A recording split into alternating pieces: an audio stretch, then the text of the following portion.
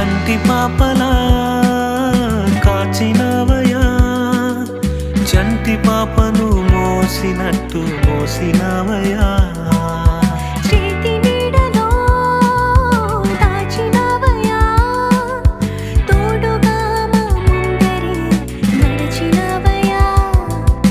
పోషించినవయా బలపరచినవయా భయము వలదని ధైర్యమునిచ్చినవయా